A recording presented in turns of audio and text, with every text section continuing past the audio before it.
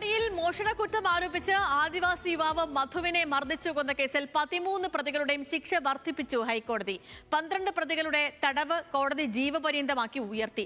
16-ാം പ്രതിയുടെ ശിക്ഷ 3 മാസം തടവിൽ നിന്നും 1 വർഷമാക്കിയിട്ടുണ്ട്. തെളിവുകളുടെ അഭാവത്തിൽ 1-ാം പ്രതി മേച്ചേരിൽ ഹുസൈനെ കോടതി വെറുതെ വിട്ടു. ഹൈക്കോടതി വിധിയിൽ തൃപ്തരാണെന്ന് മധുവിന്റെ കുടുംബം പ്രതികരിച്ചു. 1-ാം പ്രതിയെ വെറുതെ വിട്ടതിനെതിരെ അപ്പീൽ നൽകാനാണ് പ്രോസിക്യൂഷന്റെ തീരുമാനം.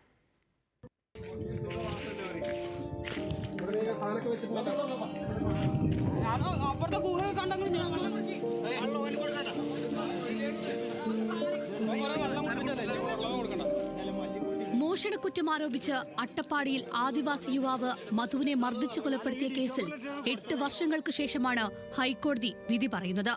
കേസിലെ 16 പ്രതികളിൽ 12 പേർക്ക് വിചാരണ കോടതി വിധിച്ച 7 വർഷം തടവ് ശിക്ഷ ഡിവിഷൻ ബെഞ്ച് ജീവപര്യന്തമാക്കി ഉയർത്തി. ഇവർക്ക് വിവിധ വകുപ്പുകളിൽ 2 ലക്ഷം രൂപ വീതം പിഴയും കോടതി വിധിച്ചു. 16-ാം പ്രതി മുനീറിന്റെ ശിക്ഷ 3 മാസം തടവിൽ നിന്ന് 1 വർഷമാക്കി. തെളിവുകളുടെ അഭാവത്തിൽ 1-ാം പ്രതി മേച്ചേരിൽ ഹുസൈനെ കോടതി വെറുതെ വിട്ടു. സംഭവ സമയത്ത് പ്രതി സ്ഥലത്തുണ്ടായിരുന്നില്ല എന്ന പ്രതിഭാഗം വാദം കോടതി അംഗീകരിച്ചു. വിചാരണ കോടതി 7 വർഷം തടവാണ് മേച്ചേരി ഹുസൈന് വിധിച്ചിരുന്നത്. 11 പ്രതികളെ വെറുതെ വിട്ട മണ്ണാർക്കാട് SC/ST കോടതിയുടെ നടപടി justice AK Jayasankaran Nambiar, justice CP Muhammed Niyas എന്നിവരുൾപ്പെട്ട ഡിവിഷൻ ബെഞ്ച് ശരിവെച്ചു.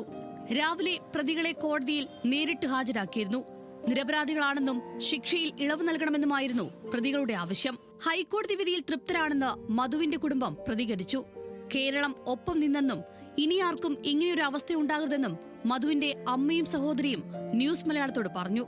നല്ലൊരു ബിരിയാണി തിന്നിട്ട് എൻ്റെ മനസ്സിൽ നിറഞ്ഞു പോയി.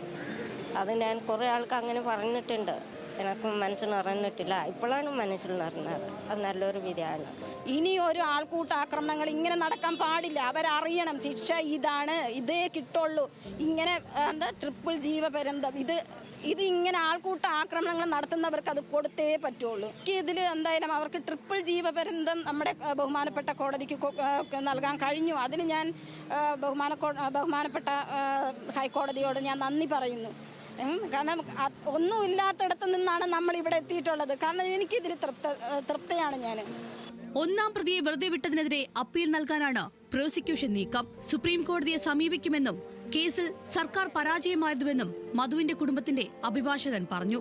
1-ാം പ്രതിയെ വെറുതെ വിട്ടതിൽ സമരസമിതിയും കുടുംബവും ആലോചിച്ച് ഗവൺമെന്റുമായിട്ട് ആലോചിച്ച് നമ്മൾ സുപ്രീം കോടതിയിൽ ഇതിന് അപ്പീൽ പോകും. ഈ കേസിൽ സർക്കാർ പൂർണ്ണ പരാജയമായിരുന്നു.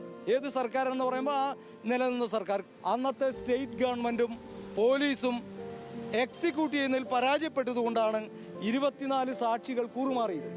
അതുകൊണ്ടാണ് ഈ താഴെ കോടതിയിൽ തന്നെ ഇത് ഒരു മോശപ്പെട്ട ശിക്ഷയിലേക്ക് പോയത്. 2018 ഫെബ്രുവരി 22-ന് അട്ടപ്പാടിയിൽ പലചരക്ക് കടയിൽ നിന്ന് അരി മോഷ്ടിച്ചെന്നാരോപിച്ചാണ് മാനസിക വെല്ലുവിളി നേരിട്ടിരുന്ന മധുവിനെ ആൾക്കൂട്ടം തല്ലിക്കൊന്നത്. പ്രതികൾ തന്നെ ദൃശ്യങ്ങളും പ്രചരിപ്പിച്ചു.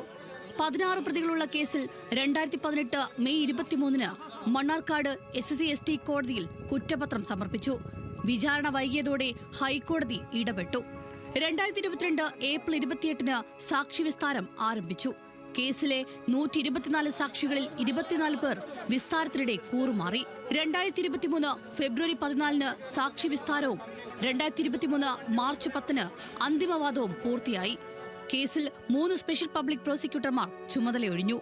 2023 ഏപ്രിൽ 4-ന് മണ്ണാർക്കാട് SC/ST പ്രത്യേക കോടതി പ്രതികൾക്ക് ശിക്ഷ വിധിച്ചു.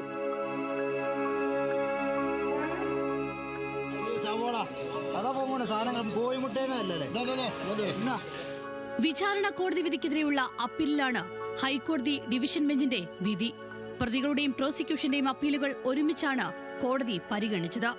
കൊച്ചി ബ്യൂറോയ്ക്കൊപ്പം ലീഗൽ ഡെസ്ക്, ന്യൂസ് മലയാളം.